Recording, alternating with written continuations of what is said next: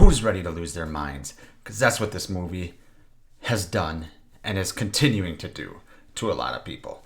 This is a weird one, guys. This is a hard one to review, but there's a lot to talk about. I'm Nick Push. Thanks for coming back if you're a returning viewer. Thanks for tuning in if you're new here. This is going to be fun, guys. Last night I got back from the theater, gave my non-spoiler thoughts. Tonight I want to get into all the spoilers.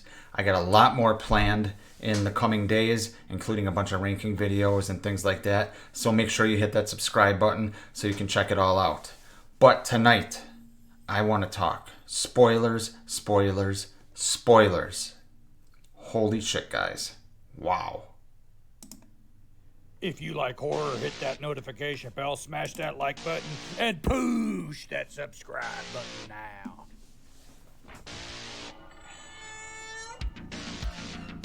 What's the boogeyman? Hello, Sydney. Welcome to my nightmare. We want the man who did this. Welcome to Nick Push's Horror Channel.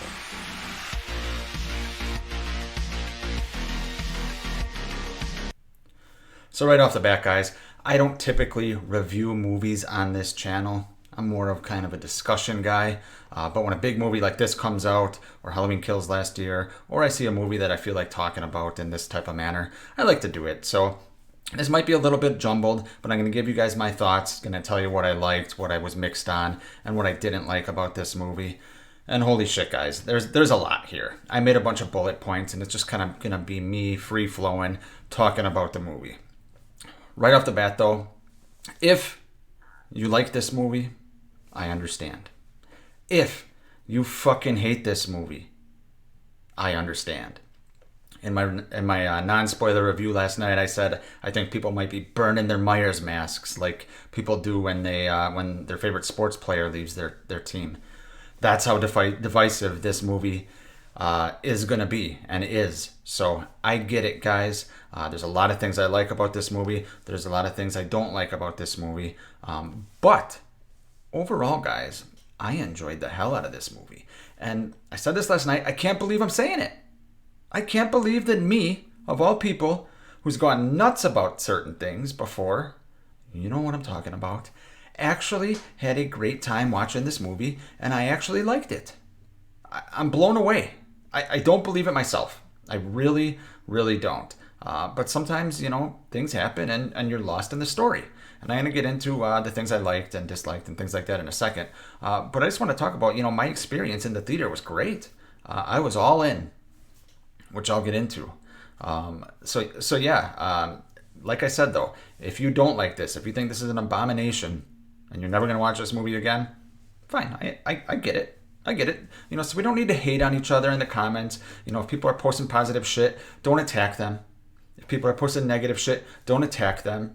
Watching a movie and enjoying a movie is a personal experience. And it's hard when we're all big fans of this franchise. We all want certain things, right? And you don't get them, you feel betrayed. And then this other person likes it, and that pisses you off, right? So, because it works for them, and you wish it worked for you. So let's just keep it civil and have a genuine discussion. Like I said, I understand both sides, but I'm going to get into what worked for me and what didn't work for me, and then kind of my overall grade on the movie. So, with that being said, let's talk positives, guys. My first positive of this movie is all the actors' performances I thought were great, and I thought they really cleaned up the dialogue. There were a few things in here, dialogue-wise, that I didn't like Laurie talking to Allison about flashing her tits or some shit like that. But overall, there was no evil dies tonight, no real hospital shit. Some of the dialogue at the hospital is just cringe too. But they really cleaned that up, and I really thought that all the actors brought great performances, from Jamie Lee Curtis to Andy Matichak to Rohan Campbell, all of them. And even some of the minor supporting characters too. I thought they all did a great job. I have zero complaints on any performances by anyone in the cast. Next positive, and like I said, guys, I just got bullet points. I'm just going to hit them and just kind of give a free-flowing talk about them. I don't have anything written out as far as like what exactly I want to say. I just wanted to hit these bullet points. But my next positive, it's going to be the opening credits. I thought this was awesome. The opening credits I thought were great. When I first heard, and I heard that 2 days before over on my buddy Bud's channel, we were doing a live stream, the Shape of Horror podcast it's called. You guys should go check that out too. He's a good guy. He's got a lot of cool Halloween content. The Shape of Horror podcast it's called. But we were doing a live stream on his channel, and it kind of got ruined for me. The blue font did. It kind of pissed me off actually. That was ruined for me because I would have liked to have been surprised. But oh well, it happens. It's the price of having a YouTube channel. But I was a big fan of this, and I didn't think I would be. A couple of things here. The blue font obviously is an homage to Halloween 3's font. And then what they did with the jack-o'-lanterns was really cool. It was like jack-o'-lanterns coming out of other jack-o'-lanterns, and they did it a bunch of times, and it looked practical somehow. So I don't know how they did it, but I thought it was really cool. It might be my favorite of this trilogy, and that is saying a lot because I think all the opening title sequences in this trilogy are great. And could be recency bias here, but I really enjoyed what I saw from the opening credits. That's how you start a Halloween movie. That's how you get in the mood. You get the goosebumps on your back and on your neck when you're in the theater. Yeah. So opening credits, big positive for me. Next, we got the opening scene with Corey. Obviously, not a typical opening scene of a Halloween movie, right? But you got Corey coming over to babysit. We knew this was going to happen because it was in the synopsis, right? So it kind of pisses me off that I knew when Corey was babysitting that this kid was going to get killed, right? And I understand why they did it because they couldn't have people freaking the fuck out with this movie. They wanted to kind of let people mentally prepare themselves. I get it. But it would have been nice not to know. But I thought it was really set up. It was drawn out. They were watching The Thing, which was pretty cool. It just set it up perfectly. And then, they're talking about Myers because this is 2019. Corey's a nerd at this point. He's talking about colleges and stuff like that.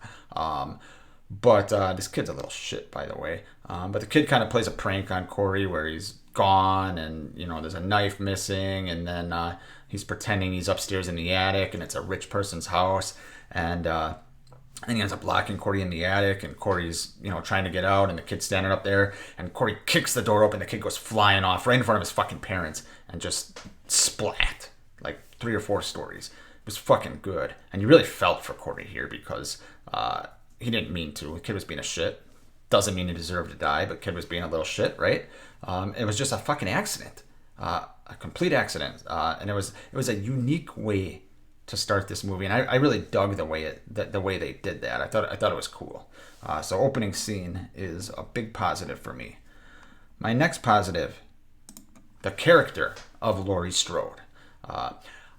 This is my favorite version of Laurie Strode in this trilogy. I thought she was much more believable. She wasn't Linda Hamilton in this movie. She lost her daughter now. She found out, that she wasted her life being obsessed with Myers. That was never about her. She found that out in Halloween Kills. And she was a grandma trying to keep her family together and trying to, write a book to kind of bury her demons. And then, she makes a mistake introducing Corey to Allison, and she's trying to rectify that mistake. I did love the scene when Corey wakes up on the floor and Laurie's there kind of in a chair pounding against the wall, essentially threatening Corey to stay away from her granddaughter, and she knows he's got a darkness in him or something like that. I thought that was really cool. And that really wouldn't have worked for me in the previous 2 movies because it was all about Laurie being a badass, and this was just about Laurie being a person. This is about her mentally, not her physically, and I really, really liked that. Could she have defeated Myers at the end? We'll get into that, but other than that, I really enjoyed what they did with her character. And I wanted to mention one thing they did as far as the mental aspect is she's leaving the grocery store, and we get a scene where there's 2 women, and one of them is the chick from Halloween Kills that gets killed. I can't remember her name, but she was the caretaker. So she survived. You know, Myers put the fluorescent light through her neck. She survived. She couldn't talk, and she was there with her sister, and her sister's blaming Laurie for essentially causing that, for, you know, poking the bear. And then Laurie's in her car just kind of staring with her glasses off. I thought that was really interesting. Excuse me. I thought that was really interesting, and I thought that it showed kind of the mental aspect of where Laurie Strode is, and how some of that, yeah, it was her fault. You know, I mean, not really, but if she went to poke the bear a little bit, you know, by, you know, I guess it wasn't, but still, you could see how people could perceive that as her fault. She's a crazy old lady that's been obsessed with Myers for years. So I liked that. I really liked that. The other stuff I really enjoyed in this movie was the fact that it was a character study. They gave us a lot of time with Laurie, a lot of time with Allison, and a lot of time with Corey Cunningham. Now, whether that's good for you or not, I get it, all right? This is a fucking Halloween movie. It's a quote-unquote slasher movie. You might not want a character study. But I enjoy character studies. I was really kind of all in with this story, like I said. I was invested in what was happening.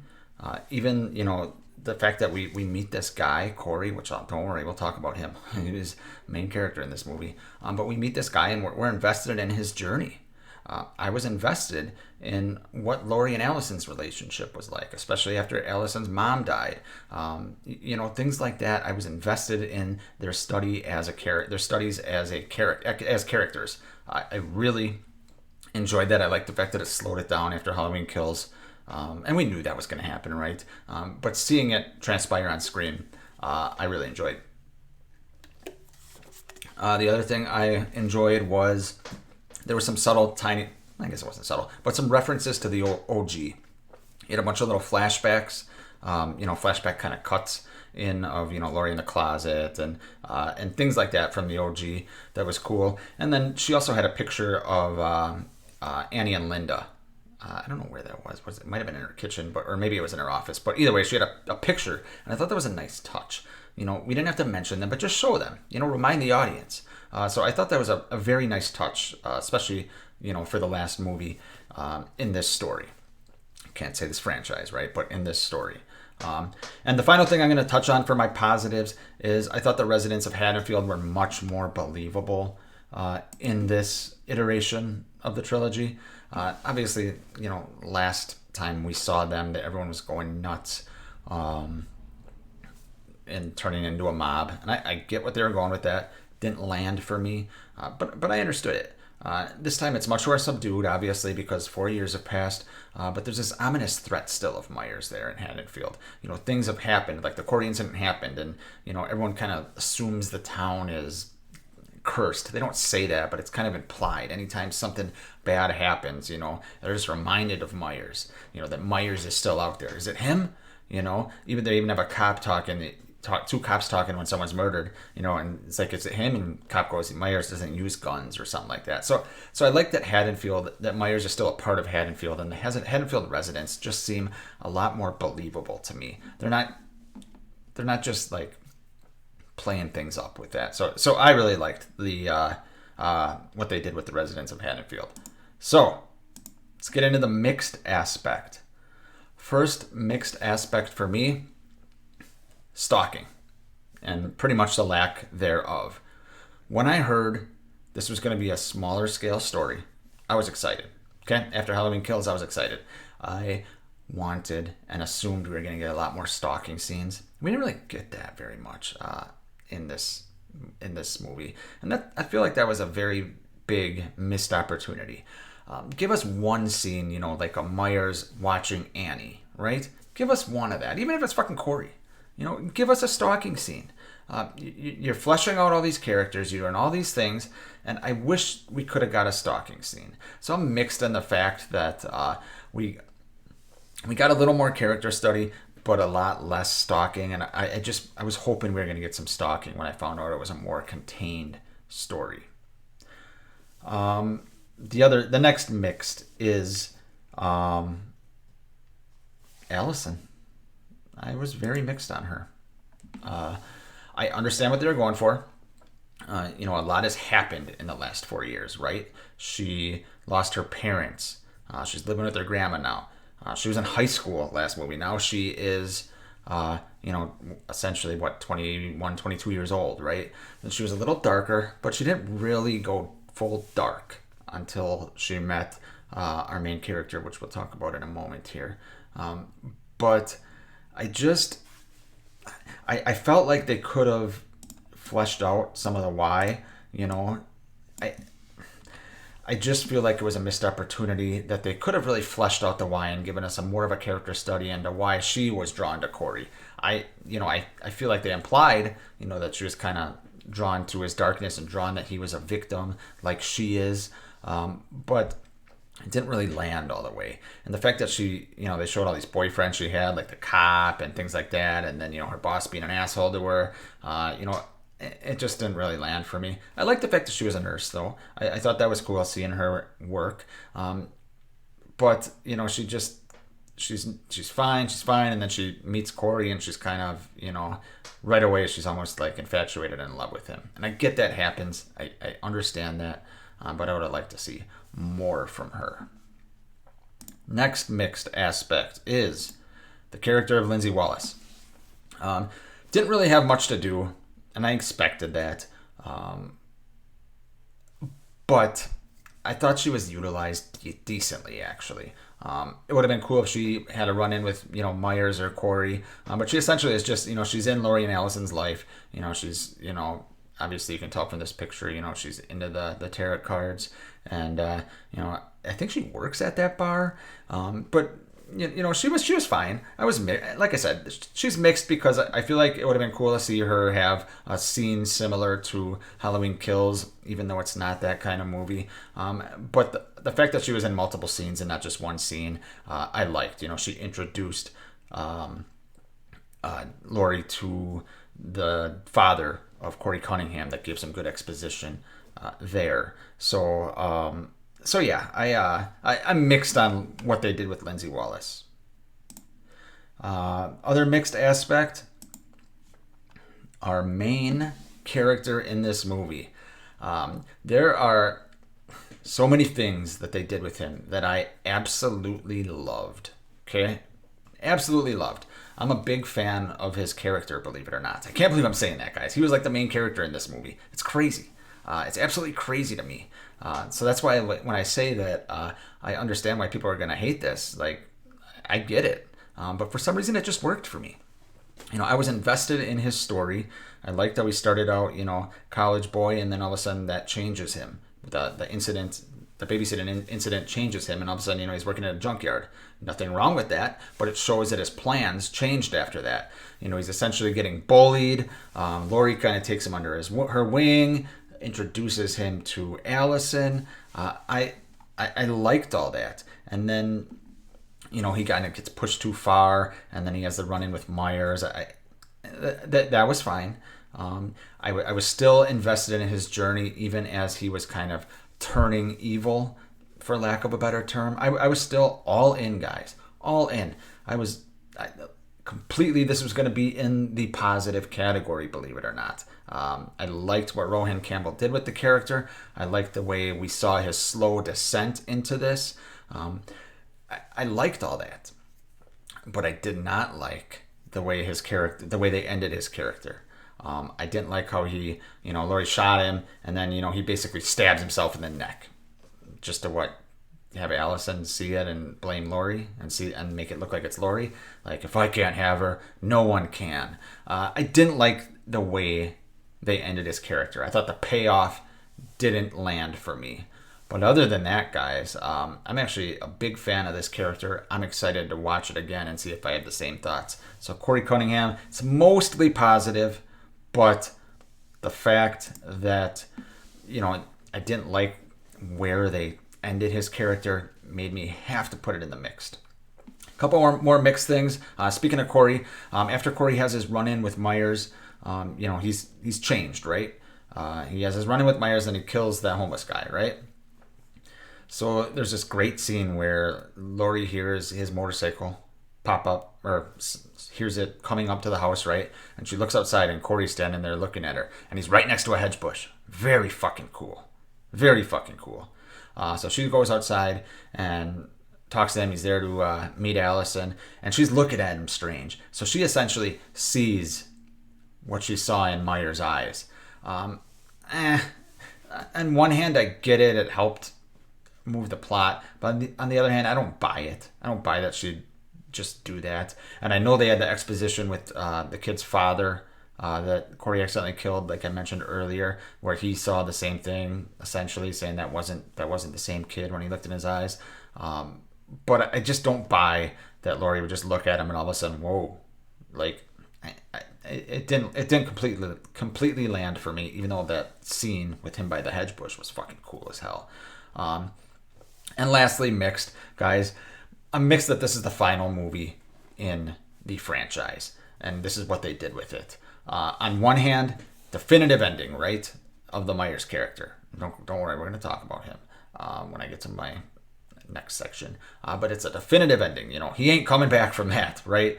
But the fact that this is the final movie, I like that it's definitive, but I would have liked to see more of the DNA of the franchise in the final movie. This would be probably better if this was, like a Friday the 13th Part 5, where it's kind of in the middle of the franchise. But to end it like this, I like that it's definitive, but I would have liked a more kind of classic Halloween approach. But the fact, this movie on like an individual level, that's not really a mixed aspect. I enjoy it. So let's get to what you guys are waiting for. The negatives. First things first on this, guys. Probably everyone's negative. Lack of Myers, right? Myers is in the movie for 10 minutes. Been living in a sewer. Basically, he's a beaten down old man, and he's in fucking vulnerable positions. You know, everything, I preach about that we should not see. We saw that. So, big negative, obviously. It doesn't outweigh some of the positives that I said. But I didn't like seeing Corey take his mask. I don't mind Corey having the mask and using it, but I did not like seeing Myers in a vulnerable position. And then he kind of shows up at the end, and his and Laurie's battle was pretty anticlimactic. It was a different way to kill him. Laurie pins him to the table, pushes a fridge on him, slits his throat, then slits his wrist. And then they have a procession with him on top of a car going down Haddonfield. I didn't mind that scene because of the symbolism of it. That basically telling the town of Haddonfield that Myers is dead. I didn't mind that. And then the ending of him, going through the whatever that car chopper thing is. I like that it's definitive, like I said earlier, but I just thought that Myers was underutilized here, and seeing him in vulnerable positions, I didn't like it. Couple more guys. Hawkins, barely in this movie. He was one of my favorite characters, if not my favorite character from Halloween Kills. And I would have liked to see more of him. He runs into Laurie at the grocery store, and him and her have some weird, it's not even flirting. It's just like two people that like each other that can't speak around each other, like children. But I like Hawkins. I like that he likes Laurie, and I think they're good for each other. And I like that. I didn't mind that they weren't a couple, because that would just be too obvious. But it would have been nice to have him in the movie.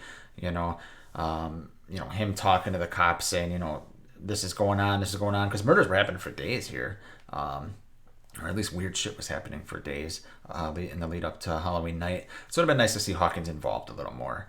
And finally, the trilogy as a whole, guys, I just think is a jumbled mess. Halloween 2018 is its own thing, Halloween Kills is its own thing, and Halloween Ends is definitely its own thing. And this is one trilogy by the same creative team. It just seems strange to me, right? At least the Disney trilogy, at least, they have the excuse that you had J.J. Abrams, Ryan Johnson, and then J.J. Abrams cleaning up the mess. So they don't have that excuse here. So it's just the whole trilogy as a whole is a jumbled mess. But guys, overall, I liked it. And I can't believe I'm saying it. I fucking liked this movie. Like I said, I was just invested in everything. The score was great as well. I'm a big fan of the movie Christine, and obviously this movie was pretty goddamn Christine, as David Gordon Green said all those months ago.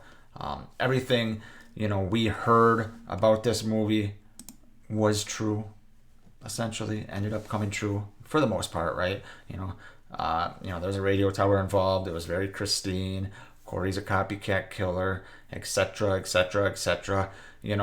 So it's nice to know that they weren't just bullshit what we heard. But overall, like the execution of it, if it didn't land for you, I understand that. It landed for me, and it was cool to see a different type of Halloween movie. So those are my thoughts, guys. Let me know your thoughts down in the comments section. I love hearing what you guys have to say. Like I said, I got a lot more a lot more ranking videos and different thoughts on this movie coming in the coming days. So tune in, and I'll see you next time.